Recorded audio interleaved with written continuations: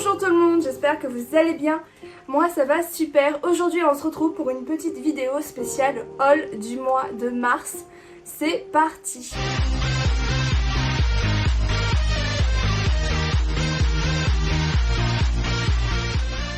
Donc petite vidéo avec des achats assez tranquilles, j'ai pas trop acheté. Après il y a eu beaucoup de Pokémon, donc vous verrez qu'il y a beaucoup de vidéos chaque mercredi sur Pokémon qui sont prévues.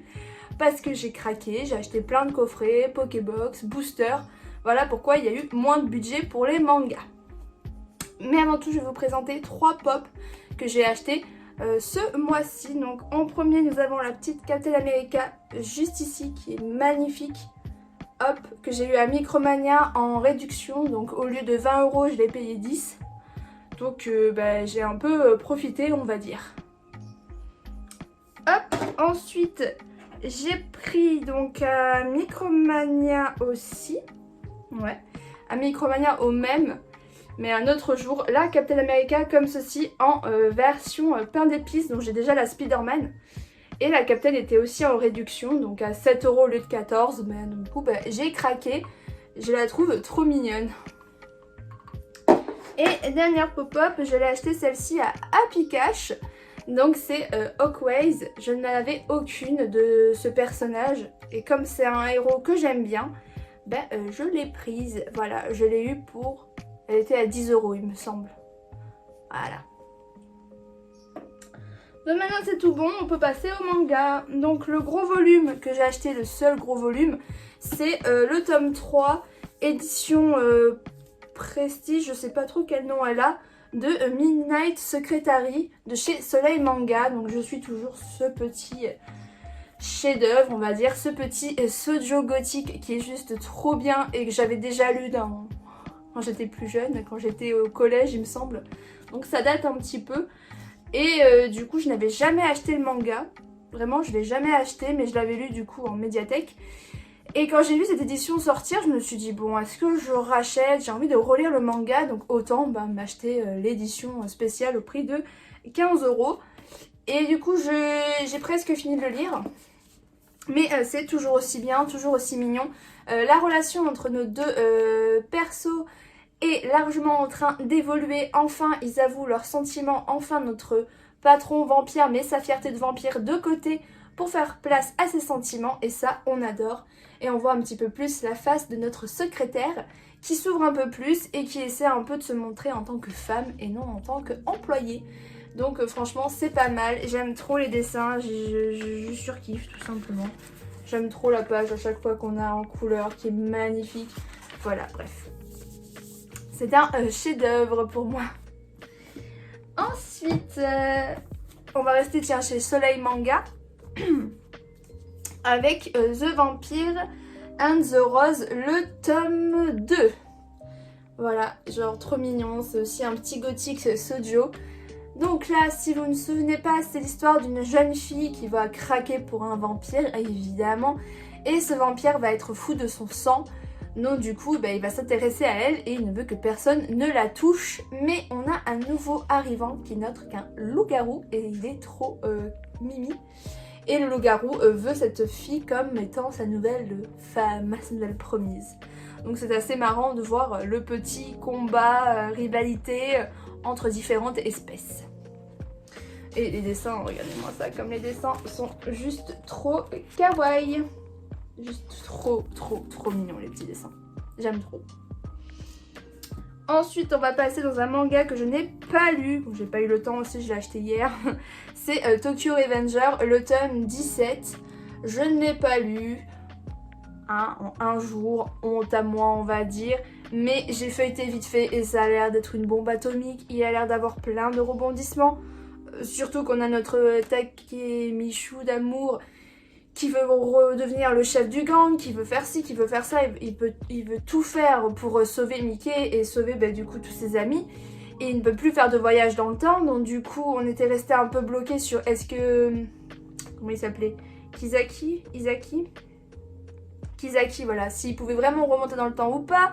On a toujours plein d'intrigues et j'ai hâte de savoir un peu le dénouement de l'histoire et savoir ce qui va se passer parce que voilà, Ça a l'air trop bien, je vois plein d'images, je vois plein de moments drôles, des moments où, waouh, je vous spoil un peu vite fait, mais regardez-moi ça là, ça va être bien là. Kisaki il est pas bien et ça c'est trop cool, je n'aime pas. Hop, ensuite un autre manga que je n'ai pas lu, c'est Beastar, le tome 21, je ne l'ai pas lu. Je ne sais plus si je l'avais présenté à mon ancien haul, donc je le remontre. Je ne le lis pas tout simplement parce que j'attends le dernier tome, le tome 22, pour me lire les 2 tomes d'un coup, pour avoir plus de plaisir, plus de bons moments à passer, tout simplement. Parce que c'est l'avant-dernier tome, donc bientôt la fin. En plus on a Melon ici. Ah là là là là, le combat de Melon et Legochi va être magnifique. Et j'ai tellement hâte d'avoir le dernier tome. Je ne sais pas quand c'est qui sort, peut-être en juin je crois. Je ne sais plus du tout, info à vérifier et à regarder. Mais voilà, j'ai hâte d'avoir le dernier tome pour lire la suite et savoir enfin la fin de cette histoire. Ensuite, j'ai acheté le tome 2 de Fêlure Flamme et je suis en train de me poser la question si j'ai montré le 1. Je sais plus si je l'ai acheté en février ou en mars. Mais j'ai acheté le tome 1, ça paraît logique aussi. Mais du coup j'ai lu que le tome 1 et le tome 1 était très intéressant. C'est un isekai, donc je vais pouvoir en parler lors d'une prochaine vidéo isekai.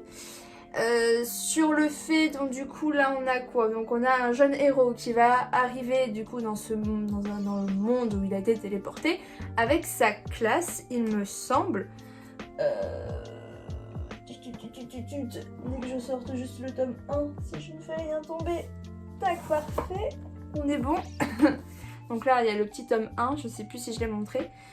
Mais en gros, voilà, c'est ça. C'est des lycéens qui se font tous téléporter et en Nomose, il a le rang le plus pourri. Je crois qu'il a le rang, voilà, le rang E. Alors que tous dans la classe, ils ont rang B, A, S. Voilà, donc lui, il se retrouve avec un rang un peu pourri.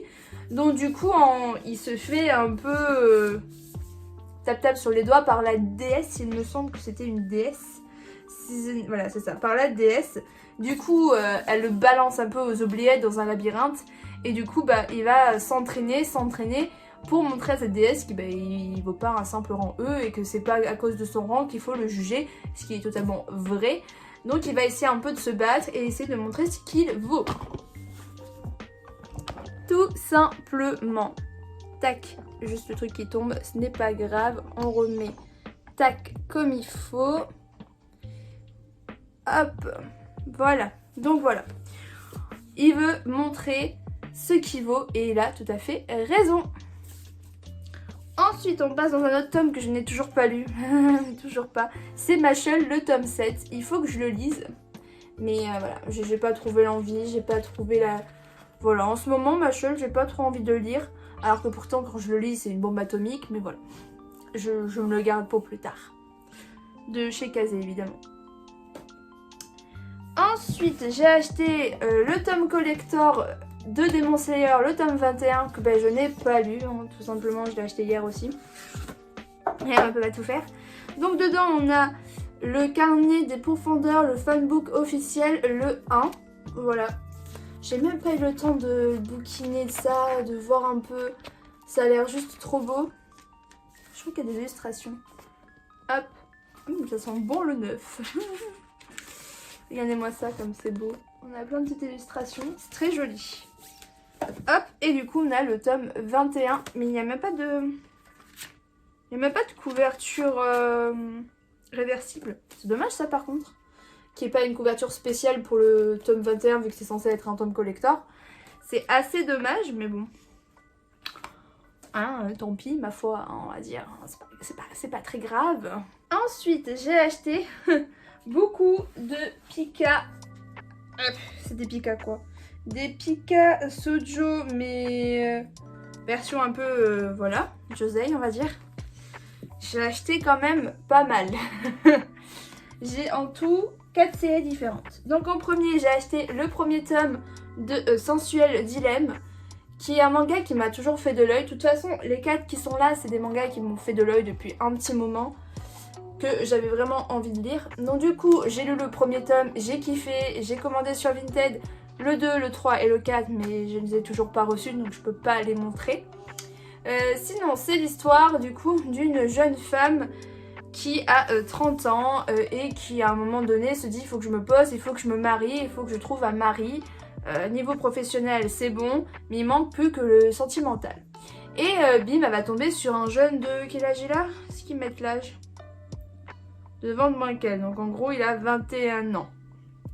Elle va tomber sur un jeune homme de 21 ans qui va se confesser à elle. Et elle va dire bah ok d'accord, je sors avec toi, mais dès que je trouve un mari potentiel et tout, bah je te plaque. Et puis voilà quoi, c'est une histoire un peu sans lendemain, voilà.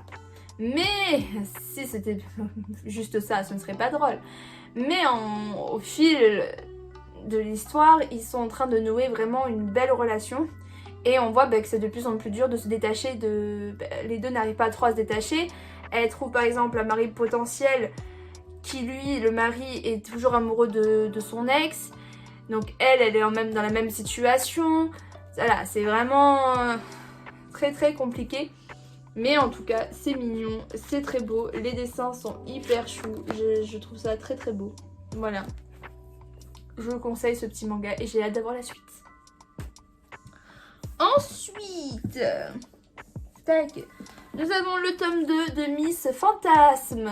Voilà, j'ai enfin acheté le tome 2. Et c'est juste trop bien. J'ai hâte d'avoir la suite. J'ai hâte enfin de voir ce qui va se passer. On a enfin quelque chose qui arrive, enfin ce petit élément qui se déclenche et tu veux trop savoir la suite de ce qui va se passer. Voilà, donc si vous ne vous souvenez pas, j'en avais déjà parlé évidemment, c'est l'histoire d'une jeune femme qui se fait vraiment des fantasmes très facilement auprès des hommes.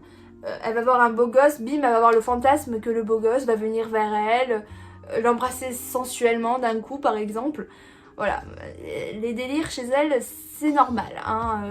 Elle voit un homme torse nu, bim, elle se fait des délires, voilà. Et c'est toujours des délires un peu hot, on va dire. C'est pas pour rien que c'est en rouge. Parce que cette série, en fait, c'est ça, c'est Red Light. Érotisme, humour et vie active, c'est écrit. Voilà. Au moins, vous savez. Ensuite, j'ai pris une nouvelle série, donc, comme j'ai dit... Piège Charmel, du coup le 1, le 2 et le 3. J'ai les 3 premiers tomes. Il y a pour l'instant 8 tomes sortis. C'est ça. Donc j'ai lu que le premier. Hein, il faut que je lise le 2 et le 3. Mais du coup je peux vous parler du premier et donc de l'histoire un peu globale de résumé. Donc c'est l'histoire d'une jeune femme qui a une relation secrète. C'est l'amante d'un homme qui est marié mais qui est son patron. En fait elle est amoureuse de lui et du coup elle lui a avoué ses sentiments même si elle savait qu'il était marié. Et elle a accepté que le mec couche avec elle sans rien en retour quoi. Il quittera pas sa femme mais il couche avec elle. Mais en plus le pire c'est qu'il est attaché à elle et c'est un peu comme si c'était son objet. Et du coup on a un nouveau, je sais plus quoi, architecte, je sais plus qu'est-ce qu'il est. Mais en tout cas, on a un nouveau salarié qui arrive et qui est bien placé et qui connaît déjà l'entreprise parce qu'il a la même filière mais il était à Hong Kong. Si je ne dis point de bêtises, c'est ça, ouais. Donc du coup, il revient dans la société et il va rencontrer cette jeune femme et il va avoir un petit coup d'œil pour elle. Mais au début, ils sont en froid. C'est toujours comme ça. Et au final, cet homme apprend facilement la relation entre les deux parce qu'il les crame un petit peu dans la bibliothèque ou je sais plus où. Bref, il est... voilà. Et il fait pas vraiment du chantage. Il dit moi je te laisse faire ce que tu fais même si tu sais que c'est une connerie, vraiment que c'est une connerie ce que tu fais. Je te laisse faire. Et à un moment, il commence du coup à faire un peu de... Et elle va adorer ça et du coup elle est en plein dilemme parce qu'il lui dit moi je te fais plus rien tant que tu ne mets pas un terme à ta relation avec le patron. Donc elle se retrouve un peu bébête et du coup elle essaie de mettre un terme à cette relation. Donc elle sait que ça ne marchera pas, elle sait qu'il la prend pour une qui se moque un peu d'elle et qui profite d'elle. Donc du coup elle va mettre un peu un terme à cette relation et elle va essayer de conquérir ce nouveau personnage, ce nouvel homme qui vient d'arriver. Et du coup je me suis arrêtée à là et j'ai hâte de savoir la suite que j'ai du coup et que je vais sûrement me lire parce que j'ai vraiment envie de savoir. Voilà, donc du coup le 2 et le 3. Et les covers sont magnifiques par contre, hein. Franchement elles sont canon. canon. Et ensuite, j'ai craqué pour une série qui est maintenant très très dure à trouver et que je vais m'amuser à trouver la suite. C'est La Courtisane d'Edo, donc les 7 premiers tomes. J'ai réussi à trouver les 7 premiers tomes, c'est déjà pas mal. Pour 30 €, c'est vraiment pépite, magnifique truc que j'ai eu. Mais quand j'ai regardé vite fait les prix des autres tomes, le tome par exemple 8 est à plus de 50 à 100 €, le tome 9 entre 20 et 30, donc encore le tome 9 ça passe, le tome 10 est à plus de 100 €, la bonne blague, et le 11 et le 12 sont en prix normaux à 6,90 €, non 7,20 €, c'est 7,20 € cette série là. Mais voilà quoi, la bonne blague du tome 10 à plus de 100 € quand même, il faut le faire hein. Voilà, donc le problème de cette série c'est que l'auteur en fait de La Courtisane d'Edo est le même auteur que Blackbird, c'est comme ça que ça se dit, qui du coup a eu un franc succès et qui a eu le même problème en fait, c'est que les maisons d'édition donc de chez Pika ne font pas assez bien leur job par rapport aux parutions. Vous ne sortez pas assez de tomes. De toute façon, dans toutes les vidéos, tout le monde dit la même chose. C'est dommage parce que La Courtisane d'Edo, ça a l'air super bien. Et c'est vraiment dommage que tu n'en trouves plus nulle part. Que les tomes du coup se revendent hyper cher sur le marché alors que personne, hein, très clairement, faudrait être fou pour mettre 100 € dans un tome. Je pense qu'il y a quand même une limite. Donc voilà. Même les tomes de Blackbird sont hyper chers, je les regardé parce que c'est une série que j'aimerais me faire, parce que je l'avais lu en scan à l'époque, j'aimerais avoir dans ma mangathèque, mais quand tu vois le prix de certains tomes à plus de 100 €, il y a plus de 20 tomes, non combien il y a de tomes dans la série? Je crois qu'il y en a 18, un truc comme ça, il y a vraiment quand même beaucoup de tomes, donc quand tu vois qu'il y a au moins 5-6 tomes à 100 €, ça picote. Là je l'ai vu sur Vinted pour 220-225, ça picote aussi, donc bon. Bref, revenons à nos moutons. La Courtisane d'Edo. Et en plus, je l'ai acheté sans même savoir de quoi ça parlait. Moi aussi, je suis une bonne moutonne. Juste que comme c'était Blackbird et que je voulais le lire depuis un long moment et que j'ai jamais osé l'acheter, moi je l'achète au moment où c'est dur à trouver. Moi aussi, de toute façon, je suis bébête. Hein. Donc je vais vous lire le résumé, ce sera plus simple. Dans le quartier des plaisirs de Yoshiwara, à l'époque d'Edo, Akane, une jeune orpheline issue de la noblesse militaire, suite au mystérieux assassinat de ses parents, elle décide de se jeter dans la gueule du loup en se présentant dans une maison close de grand luxe. L'Akebonoro. Sa rencontre avec Sosuke, jeune prêteur sur gage et grand séducteur à l'intelligence acérée, va littéralement bousculer son destin. Dans cet environnement où la luxure est reine, cette apprentie courtisane s'apprête-t-elle à goûter au paradis ou à l'enfer? Ça a l'air juste trop bien. Je sais même pas si j'ai montré, mais j'ai regardé moi-même et voilà les petits dessins. On reconnaît tout de suite la patte de cette mangaka. Je sais même pas si c'est une fille ou un homme. Je ne sais pas, mais en tout cas les dessins sont magnifiques. Et les covers sont aussi très très belles, je vous montre ça. Par exemple, ce tome 2 est vendu entre 30 et 40 €. J'ai réussi, moi, à l'avoir pour un prix très correct. Le tome 3, parce qu'il y a certains tomes qui sont faciles à trouver et d'autres qui sont durs, hein, parce que sinon c'est pas drôle. Le tome 4, le 5, on a le 6, qui est un tome aussi très très dur à trouver, qui est dans les 50 €. Le tome 7 qui est aussi un tome très très dur à trouver dans les 60 €. Voilà, vous comptez à peu près combien ça fait toute la série. Sur Vinted, j'ai vu des annonces. Je vois au début qu'elle aimait normal. Je lui dis, bah tiens, je vais vous les prendre.